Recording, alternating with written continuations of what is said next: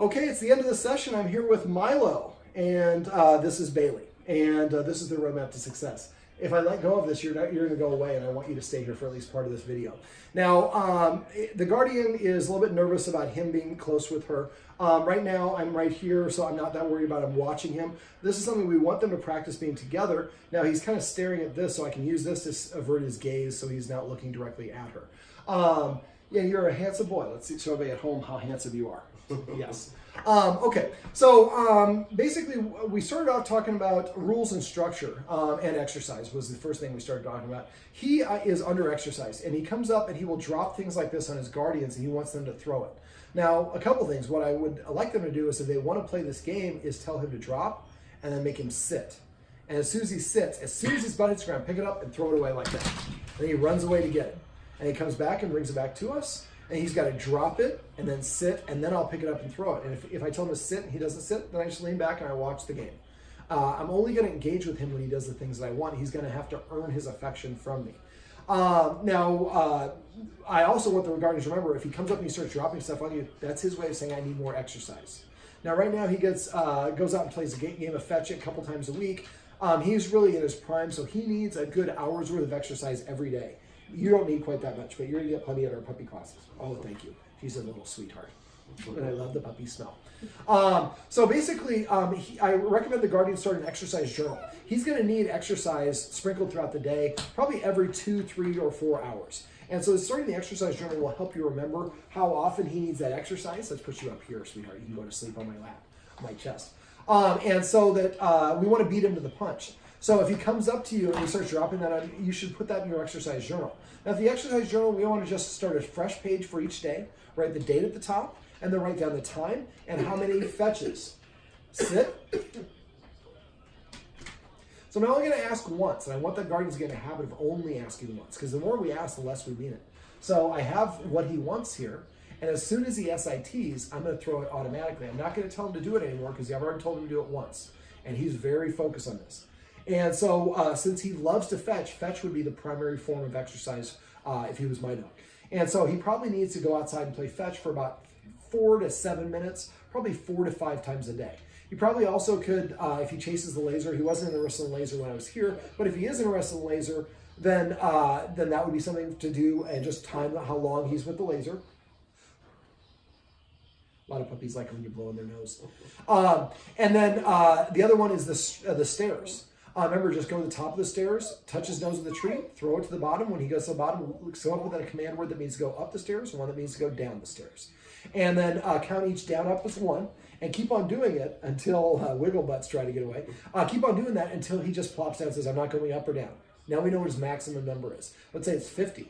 Well, then we want to exercise him with 1/3 to 50% of his maximum number, probably another 3 to 5 times a day. So this is a nice, that's something you can do inside when it's icy or crappy out. We're here in Nebraska, it's the winter time. Now fetch is going to be better probably for this, but both those activities are kind of pursuit games is what I like to call them. The dog is really running to get it. It's different than a walk. Walks are not a very efficient form of exercise for dogs. So again, as soon as that butt hits the ground, boom. And after a while, if your timing is good, he'll start sitting right away because he realizes that's what gets them to throw the thing. Now the exercise, keep the exercise journal, write down the time and how many quantities of how long the exercise was. Also for her, write down when she poops. Write down any exercise you get for her. Anything noteworthy, if he comes over and he's barking at the window or he gets really particularly growly with her, write those sort of things down as well. Then at the end of the day, give a letter grade, A through F. And then the next day, maybe get add a couple more repetitions to the fetch, or add an extra whole game of the stairs, or whatever it is, until we come up with what we consider to be an A+ day. The behavior overall was A for that day. Sit. And then now we know what he needs in order to succeed. So it's probably going to be anywhere from about 3 to 4 weeks before you figure that out. So just keep the exercise journal every day. If you forget stuff, just fill it out as you go. It'll take you a day or 2 to get into the habit of it. Once you do, every time that you, after a while, you'll know how much exercise to get him to put him in a position to succeed. Now, exercising him is not going to fix his dog behavior problems, but not exercising him will amplify them. And so and if we're going to do the exercises that are described in the video above this, I'd like you to exercise him first, give him about 10 to 15 minutes to recover, and then when he stops breathing heavy, then do the exercise. Keep the exercises short, the ones I talked about above. I didn't talk about a duration, but I'd like you to keep them maybe a minute, 2 minutes max. We want to keep them very short, and then afterwards, try to make something fun happen. Play fetch with him, maybe game of fetch immediately after as well. Doesn't have to be a long game, but just something he really enjoys doing, so he understands that I have to do a little bit of work and I get a little bit of a reward for it afterwards. I can share a whole bunch of puppy tips with her, but she's going to sign up for a puppy class, so I'm going to let that kind of slide. You can always ask your instructor or me if you have questions about her. So exercise is going to be really, really important. It's amplifying a lot of his anxiety about her. I think he's stressed out for a multitude of reasons we talked about off camera, and exercising him properly will help considerably. We also talk about rules, and some of the rules that we have. We have to drop the ball when you're playing fetch, but making sure that, first of all, not allowing on the furniture. For dogs, the higher they sit, the more rank or social status they have. Letting him sit the same height as you says we're peers. Also, he likes to sit up here and bark at people coming by, and that's helping him practice being a security dog. Sit. I wait 3 seconds and I go on. I'm a man of the world. We got other things going on. And then he misses out, and as soon as he SITs, I'll throw it. But if he goes up here and he's looking at the windows and he barks at people that are passing by and then they seem to go away when he barks at them, he thinks he made them go away. So the best thing to do is I recommend some maintenance. Go get some, measure these out, and basically I would cover the bottom ones here, all the windows and facing the front of the house, just the bottom panes. Do it on the inside of the window, not on this side. And then, you're definitely not going to get it for that. And then basically when he comes up here, he can't see out the window. Now, because he likes to get on the furniture, one of the rules I suggest no furniture, get X mats. And the guardians wrote those down. And that way you can put them on the cushions when you leave, and he won't want to get up here. And even if he does, he can't see out the window. So it kind of handles multiple things. We're also going to be basically demoting him. So he's no longer the security dog. And sit. I guess he knows give better than drop. Give. That could be dangerous. So that's all right. I'm going to outlast him. So basically, and that's one of the dirty secrets of dog behavior and puppy behavior. You have to always outlast your dog. Every time you give in, you're going to make your dog more defiant the next time you encounter that. You're just really punting the problem down the road. I promise you it's going to get worse. And you're patient, but I am patient as well. All right. So let me see. Other rules. Or for the furniture, not being allowed in the furniture for at least 30 days or as long as the problem's still going on. And at the end of that period, it should be with an invitation and only for good behavior. So you invited him up here for good behavior and he got down to get a drink of water. When he comes back, he would need another invitation to get back up. I also talked about the guardians setting up a dog bed in this room. I would put it right here next to the couch and go to Groupon to get that. Make sure, the ones I like are the Sealy Posturepedic or the Memory Foam. And get a light cream, a light gray, or a white color. I would get probably the medium or large one. One of the things I like my dogs doing together is laying together on a pillow. We're not there yet, but eventually you guys will get there. But right now, all I want to do is have a place where he's kind of tucked out of the way. That way, if the puppy runs by, he's kind of further away. There's nowhere else for him to sit because it's hardwood floors in this house. Let's do this. There we go. Now, it's been a while, so I can give him the command again. He looks he's ready to do it. Sit. And then that becomes the reward. Okay, other rules. The guardians like to eat here, and there's kind of like a U shape right here in front of on the sides of the ottoman and here. He also likes to shove his way through. That would be against the rules for me. I would use the escalated consequences to stop that. When we're eating food here, I would imagine that U shape is off limits. So there's a line at the end of the ottoman, on the other side of the ottoman, away from me, and he's not allowed to go on this side, or here, while we're eating food. The rest of the time, he can come and go. I'd also make a rule that he's not allowed in the kitchen when we're eating food. And remember, you can practice a warm-up by microwaving a piece of bacon like I talked about and doing a practice run, pretending like you're cooking or pretending like you're eating. As soon as he sits or lies down beyond the boundary, then you put that away and you serve your actual meal, or you start actually preparing the real food in the kitchen. Let me see. Another one is I make the dog sit at the door. I go to the door and I say sit once. If he doesn't sit within 3 seconds, I walk away and I wait 1 minute. Ask Siri for a 1 minute timer. After I come back to the door, tell him to sit again. If he doesn't do it within 3 seconds, I walk away this time for 2 minutes. Next time for 4 minutes. I double the length of time each time. And as soon as he sits, I open the door the same way I was throwing that object as soon as he sat down. Eventually, he'll go sit at the door as his way of saying, I'd like to go in or out. Do it for whatever direction he wants to do first, and then do it with both directions. I'd also recommend making him sit every time he crosses the street on walks. Let me see. When you're playing fetch, make him drop the ball. And he already does that, so make him sit before you pick it up. If he doesn't sit within 3 seconds, walk inside. You're going to play the game my way, or I'm not playing. He needs to really start seeing as humans as being the authority figures to reduce the stress that he has, as well as to help him stop thinking that his job is to protect from intruders, because that's included in what is going on here with the puppy. Let me see. So those are some examples of rules. We also talked about petting with a purpose and passive training. Petting with a purpose is basically if the dog comes up and initiates contact, nudges me, paws at me, or jumps up on me. If I pet him, I'm telling him, yes, you're in charge of me. So instead of when he jumps up on me, I'm going to give him a counter order to tell him to sit. If he sits within 3 seconds, and I pet him under his chin whenever possible and say the word sit and only the word sit. Then I can pet him as long as I want after that. If he comes over and he initiates contact, or I just want to pet him, I'm still going to tell him to sit. If he's already sitting, I'm going to ask him to come and sit over here, ask him to lay down. He has to do something to change his state in order to earn that affection. And then once he does, then I'm going to pet him for it. If he doesn't do it, then I just lean back and I don't give him any attention. And I'd also like to use the watchword of paycheck. So if you come in the room and see somebody's petting the dog and the dog's standing, and we assume they forgot to pet with a purpose, we say paycheck, they stop petting, tell the dog to sit, pet on the chin, say sit, and then we can reinforce. But we don't realize how often we pet without a purpose. Now, one of the rules I'm going to go back to that I forgot is he likes to shove his way through here. So if he wants to pass by and he can pass by without shoving, that's fine. But if he does it again, and he starts shoving, or he does it multiple times, or he starts shoving it, then I would use those escalating consequences to disagree. Yeah, somebody is getting cranky and needs a bit of a nap. And when a puppy gets really mouthy or nippy, that's usually an indication that they need a nap. And she's such a wee one. She really probably needs naps all the time. Okay, so let me see. That's petting with a purpose, or I've talked about petting with a purpose. So that's going to take you guys about a month to get in a habit of doing it. But once you do, every time you pet your dog, it becomes a micro training session. So make sure you do that.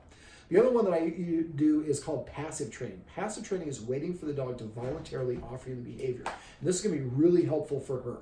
So every time she comes to you, pet her and say, come. Every time she sits, pet her and say, sit.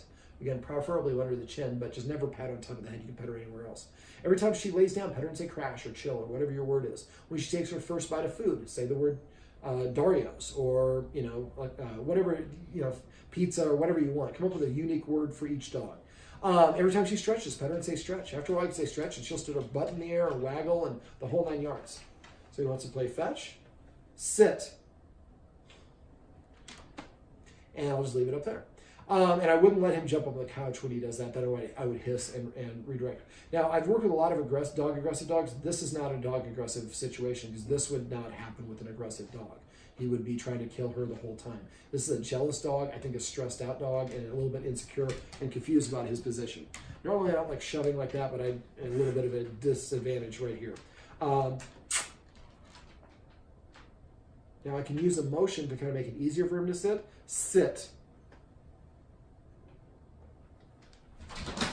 That's kind of cheating a little bit. He really doesn't want to hit his head, not me. But that's cheating a little bit. You can do that if you want to, but the more you pet with a purpose, the more he's going to be coming and sit in front of you to prepay. Make sure when he does come and sit to prepay that you do recognize or reward that. Otherwise, he's going to go back to nudging you, doing the other things that you don't want. Let me see. Passive training and petting with a purpose are the two things by far, like I said, that you'll get the most bang for your buck. And if you get in the habit of doing both those things, it'll take you about a month. Man, it's going to make things so much easier. All right, so, I recommend, let me see, when he's engaging, we talked about friendly. I'm going to leave kind of the rest of the stuff for him. I'm going to talk about some tips for her. So for her, she's in what's called the critical socialization period. Go to that Quest Ed, look for and reverse, go to the, start from the beginning. On the first page, there'll be a title. It'll say, picture my Dalmatian sticking his head out of a bag. It'll say the critical socialization period, in parentheses, time you will never get back. So I'd like the Guardians tonight, really before you watch this, you should have already downloaded this list. If you haven't, make sure you do it right away because time is ticking. And we have until she's about 3 to 4 months. Download the list, sort it based on the criteria I talk about on the post. But like the stuff that's going to be that's going to happen most frequently, she needs to be exposed to that right away. Other stuff that she's not going to be exposed to, you can leave that for later. But we want to expose her. Make sure you arrange to have, so I would set a goal for each one of you to try to get her, like maybe before you go back to work, 20 things a day each one of you are going to do. Remember, pop a treat in her mouth and then sweep a little bit. Pop a treat in her mouth and then sweep a little bit closer. And you'll probably be done with that. Pop a treat in her mouth and microwave ding. look through the list. There's a whole bunch of stuff there. But try to get in a habit until you go back to work, till each one of you is doing 20. When you go back to work, get into a habit of doing 15 or 10 and get through as many of those as you can, but you only have a limited time. And once that period's done, you'll never get another shot at it. If you met a very nervous or anxious dog, those are dogs that weren't exposed to things during their critical socialization period. Sit.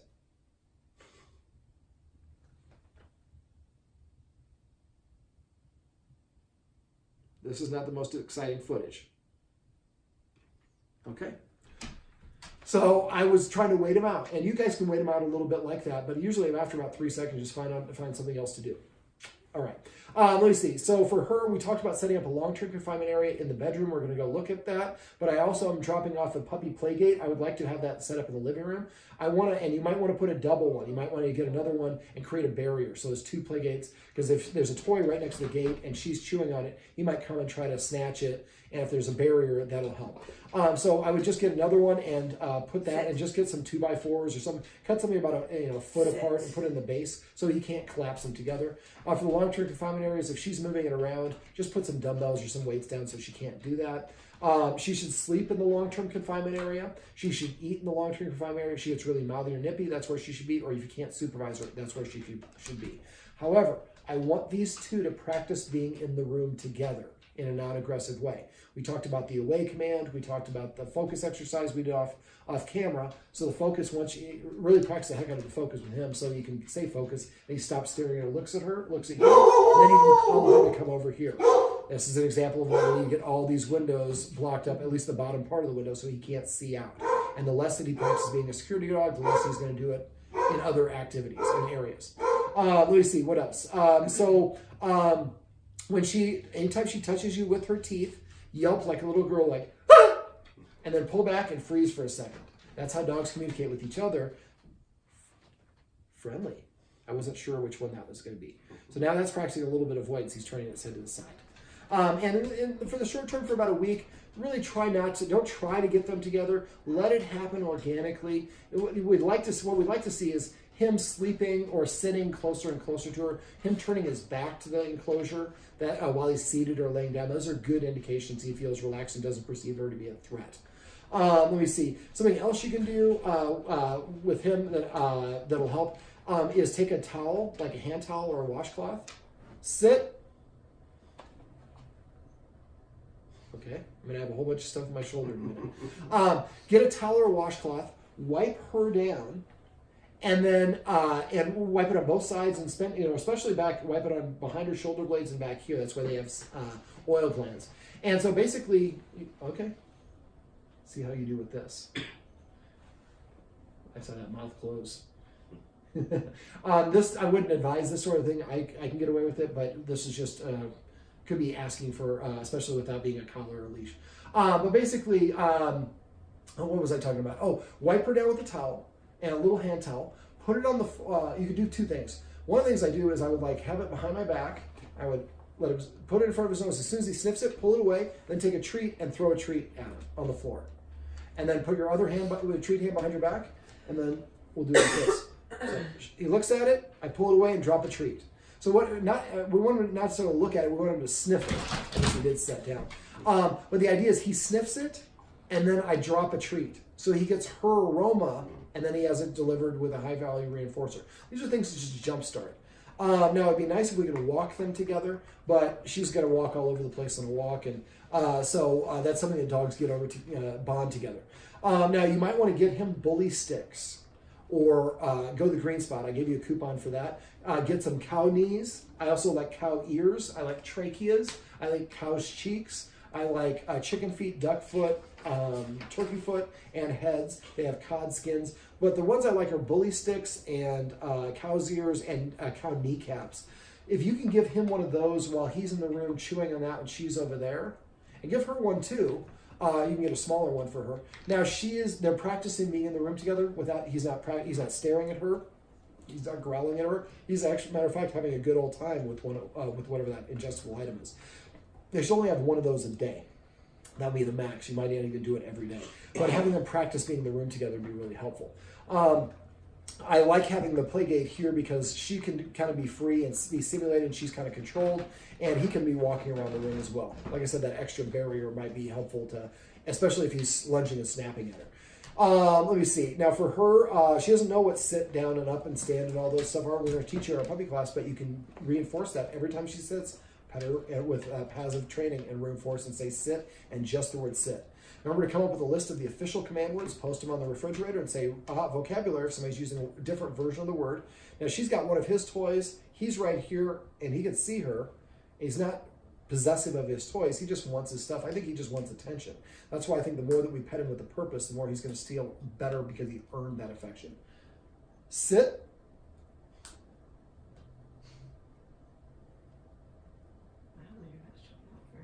He's going to be stubborn for a while. And it's good. The Guardians, if you heard, said he's going to be stubborn for a while off camera. I'm a big believer in semantics really matter. I don't refer to people as dog owners. I refer to them as dog guardian because owner implies stewardship. I've seen people tell them, I'm so stupid. And they don't mean it really that they're stupid. They're saying, I just can't remember right now. But you're telling yourself in your self-image that you are stupid. And it will sink in.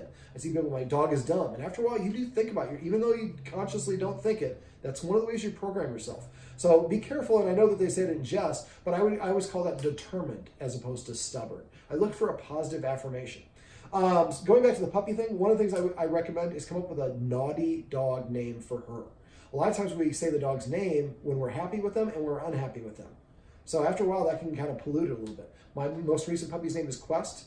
When he's doing something I don't like, I call him Rufus. So I have a naughty dog name for him. So if let's say he's not sitting and I say, sit, and he doesn't sit, I say, Trump, and he sits down. Well, that might be something that, again, come up with whatever your political persuasion is. I don't mean to beat up on one side or the other, but come up with somebody that you don't like or whatever it is and use that as your naughty dog name. So that way you're separating the positive versus the negative. Now remember, any attention is validating. So if you're yelling at him while he's doing the wrong thing, you're rewarding him, even though you don't mean to. What I'm doing is I'm waiting for him to do an SIT, and when he does, I will throw this. And that's with passive training and petting with a purpose. The more that they do the positive things, the more they get the rewards that we want, the more they start pro-offering that reward, and it's a vicious cycle of goodness. All right, let me think what else. Get her used to baby carrots. If she's licking something, that's usually a precursor to chewing it. So when she's licking something, goes to get some baby carrots. If she's facing this way and she's chewing on, let's say there's a leg of a couch is right here, I would wrap on the floor. When she turns her head to look, I would drop the treats from about 4 inches. She's going to get up and come over here and investigate and chew those. Now when she gets done, she's looking and she heads off in this direction. You redirected her away from chewing on whatever this is. And then eventually when she starts teething, you can transfer those carrots into the freezer when she starts really chewing because it's hurting. Then then you can just go give her some frozen carrots, rinse the hard frost off and give those to her, and she can soothe her gums with them. Green Spot gets her some goat's milk. Talk to the Green Spot about the benefits of that, but I give my dogs an ounce of goat's milk when they're puppies. It helps density of bones, the whole 9 yards. So that's something, and make sure you do it early in the day. I gave it to one of my dogs late in the day, and there was diarrhea everywhere. They're active during the day. The digestive tract is a little bit more active. It'll help. Some dogs become lactose intolerant. Fetch about 6 months. So if that's the case, then you want to get them off it by then. I usually only do it for about a month or so. I asked the Green Spot; they're experts at this. They study animal nutrition. They'll give you all the ins and outs. Let me see what else. Talk to them about the food that you feed. I'm going to get a treat ball. We'll go about it in a puppy class, but try to feed her out of treat dispensing toys. That will help form a good behavior pattern and habit for her. Let me see what else do we want to go over with her. Don't play too roughly with her because she's kind of practicing that. Let me see.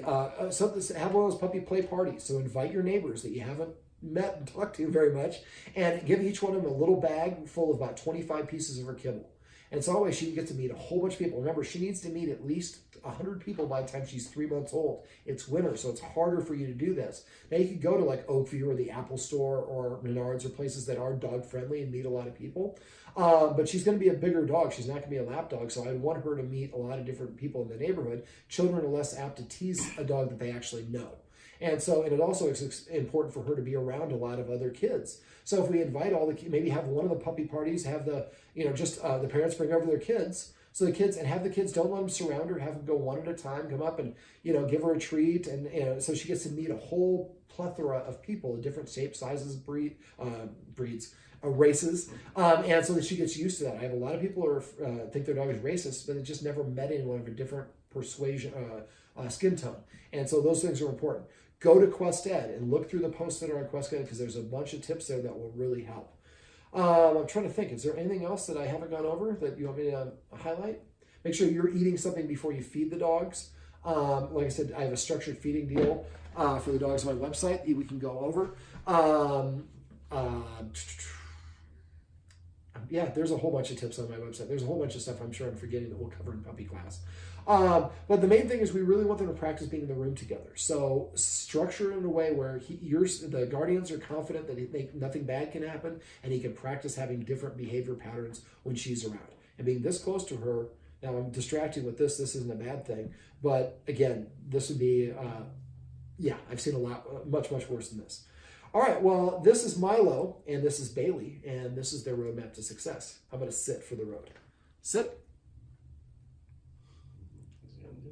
Remember, when he moves slow, that's indecisive, or it could be a warning. So if he's near her and he starts moving slow, immediately separate them and try not to do it with yelling anything. Just try to get her away or give him the focus command or an away command. But if you practice that away command, that'll be really helpful. All right, well, Bailey is going to get her chew on, and then she's going to get a nap. I'm going to go home and try to get a little work done. This is the roadmap to success. So remember, everything that you do trains your dog. Only sometimes you mean it.